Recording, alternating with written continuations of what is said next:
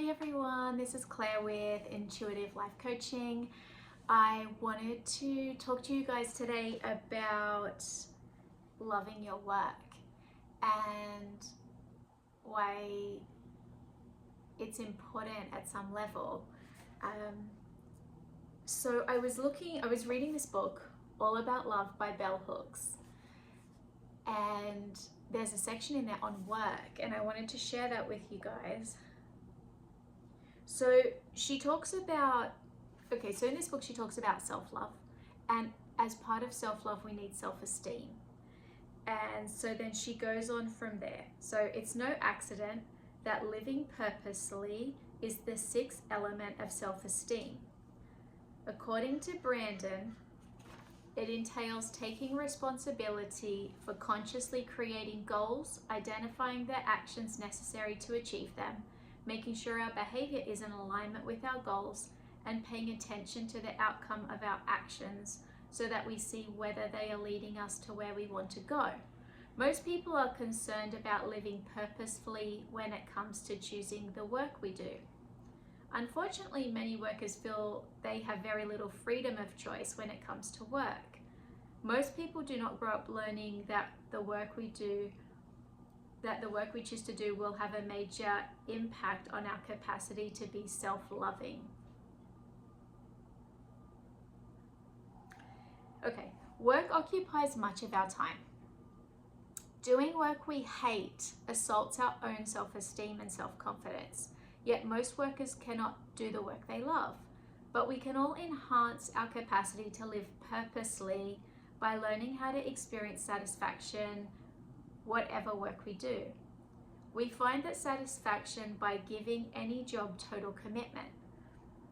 When I had a teaching job I hated, the kind of job where you long to be sick so you have an excuse for not going to work, the only way I could ease the severity of my pain was to give my absolute best. This strategy enabled me to live purposely. Doing a job well, even if we do not enjoy what we are doing, means that we leave it with the feeling of well-being, our self-esteem intact. That self-esteem aids us when we go in search of a job that can be more fulfilling. Throughout my life, I've endeavored to not only do work I enjoy, but to work with individuals I respect, like, or love. When I first declared my desire to work in a loving environment, friends acted as though I had truly lost my mind. To them, love and work did not go together. But I was convinced that I would work better in an environment shaped by an ethic of love. Today, as the Buddhist concept of right livelihood is more widely understood, more people embrace the belief that work that enhances our spiritual well-being strengthens our capacity to love. And when we work with love, we create a loving working environment. Whenever I enter an office, I can immediately sense by the overall atmosphere and the mood whether the workers like what they do. Marcia Saintar writes about this concept in her book, Do What You Love, The Money Will Follow, as a way to encourage readers to take the risk of choosing work they care about and therefore learning through experience the meaning of right livelihood. While there are many meaningful insights in Saintar's book, it is equally true that we can do what we love and money will not always follow. Although this is utterly disappointing, it can also offer us the experiential awareness that doing what you love may be more important than making money. Sometimes, as has been the case in my life, I have had to work at a job that is less than enjoyable in order to have the means to do the work I love.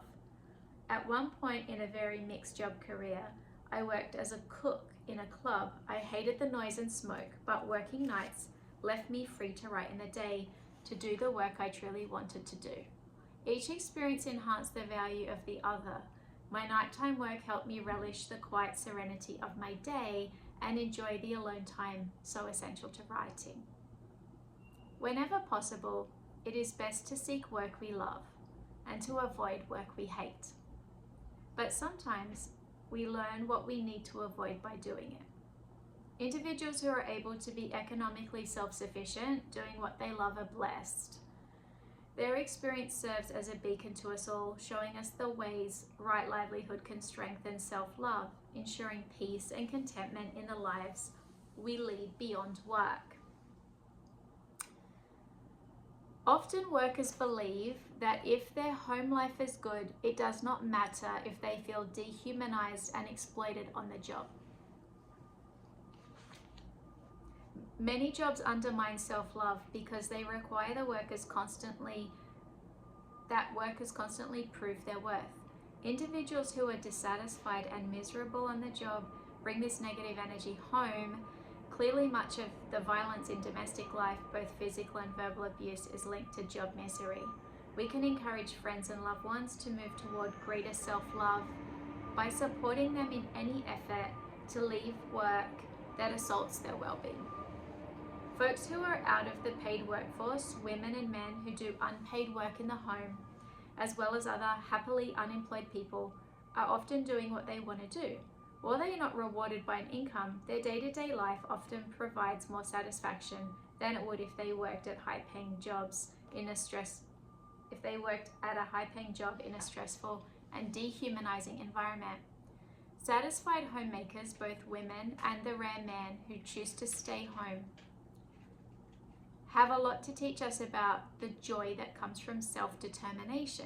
They are their own bosses, setting the terms of their labor and the measure of their reward. More than any of us, they have the freedom to develop right livelihood. Most of us did not learn when we were young that our capacity to be self-loving would be shaped by the work we do and whether that work enhances our well-being. No wonder then that we have become a nation where so many workers feel bad. Jobs depress the spirit rather than enhancing self-esteem. Work is perceived as a drag, a negative necessity. Bringing love into the work environment can create the necessary transformation that can make any job we do, no matter how menial, a place where workers can express the best version of themselves. When we work with love, we renew the spirit. That renewal is an act of self-love. It nurtures our growth. It's not what you do, but how you do it. Okay, so I wanted to read all of that to you because it's so interesting and we hear so many different things, and I think the best way is always just to try, because you just never ever know, what you're gonna like until you try it. And if you're unhappy, I love what she says about do your best and feel that feeling of fulfillment, because it's going to put you in a great place to then find work that's more aligned, that you do enjoy more. So yeah, I wanted to just leave you with that today. And whatever your situation, whether you're looking for a new work, you're exploring the idea of it. A lot of people change jobs around the holidays. Like when I was a headhunter, so many people around December want a fresh start for January. It's really interesting how our minds, how we kind of align ourselves to this calendar where we're like, oh, new year, fresh start. So yeah, if that's you and you need some support, guidance, want to brainstorm, please reach out to me, and we can talk about working together. Okay, until next time, bye-bye.